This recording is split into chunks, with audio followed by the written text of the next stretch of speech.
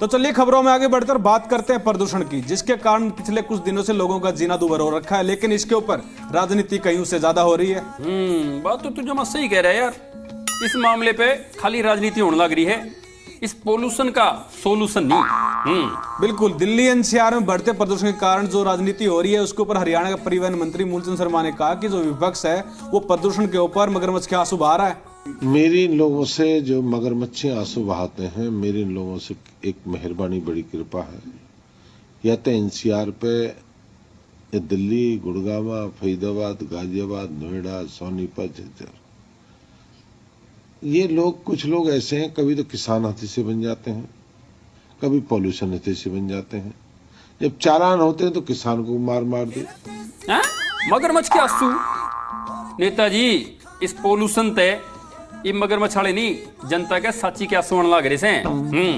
बिल्कुल विकास भाई, वहीं हरियाणा के जो कांग्रेस नेता दीपेंद्र सिंह हुड्डा, उन्होंने कहा कि वो आज से 7 साल पहले एक बिल लेकर आए थे, राइट टू क्लियर एयर। अगर उन्हें दोबारा से मौका मिलता प्रदेश में सरकार बनाने का, तो वो एक उदाहरण सेट करेंगे कि कैसे प्रदूषण रहित रहा जा सकता है। मैं राइट टू क्लीन एयर के नाम से मैं एक बिल लेके आया था आज से 6-7 साल पहले, और उस समय लोग कहते थे कि इस बिल की क्या आवश्यकता है, और वो ये मैं उसी का बिल का मेरा यही एक प्रारूप था कि ये केवल आखिर में जो रिएक्ट करते हैं प्रदेश सरकारें, आखिर में रिएक्ट करने का काम नहीं चलेगा, सारे साल की प्लानिंग होनी चाहिए। भाई नवीन, दीपू भाई साहब कह तो सही रहे हैं, इस मामले पे सारे प्रदेशों ने मिलकर काम करना चाहिए।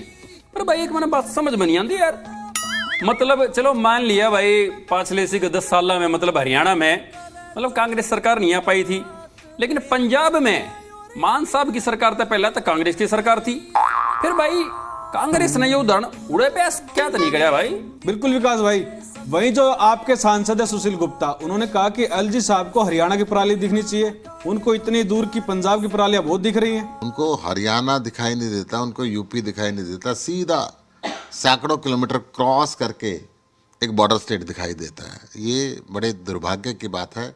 आपने मतलब खाली हरियाणा की पराली क्यों दिखाई फिर, पंजाब की ना दिख दिया आपने पराली क्यों? पंजाब में तो आम आदमी पार्टी की सरकार से, पर याद रखो हरियाणा में इलेक्शन तो आपने भी लड़ना से। बिल्कुल विकास भाई, वहीं हरियाणा जो बीजेपी के प्रदेश अध्यक्ष हैं नायब सिंह सैनी, उन्होंने कोर्ट की टिप्पणी का स्वागत किया, जिसमें यह कहा गया है कि पंजाब को हरियाणा सीखना चाहिए कि परालियों का प्रबंधन कैसे करना है। माननीय सुप्रीम कोर्ट ने जो हरियाणा सरकार की पराली प्रबंधन को लेकर के जो पीठ थपथपाई है, मैं हरियाणा सरकार का बहुत बहुत धन्यवाद करता हूं और बधाई भी देता हूं। पराली प्रबंधन के लिए हरियाणा के अंदर काम किया है, वो काबिले तारीफ है। अच्छा रे भाई, कोर्ट ने मतलब ऐसी टिप्पणी करी है तो भाई वाकई काबिले तारीफ से भाई, मतलब हरियाणा की सराहना करिए भाई, अपना प्रदेश हरियाणा।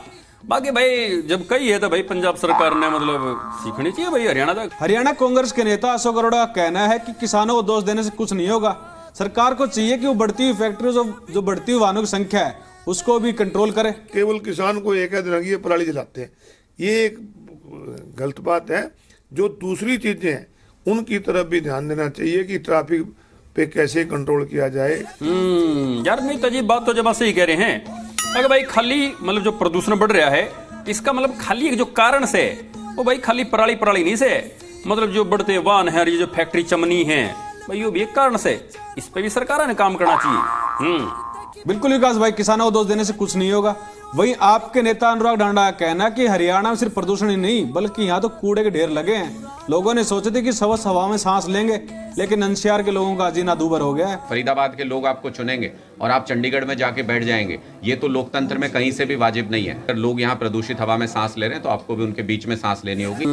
नेताजी 2024 में आपने भी हरियाणा में इलेक्शन लड़ना से, राजनीतिक पार्टियां गिला दवेश और बैर खसी काटने के चक्कर में खाली हरियाणा ना बिसराओ, दिल्ली में और भी औखा काम हो रहा है।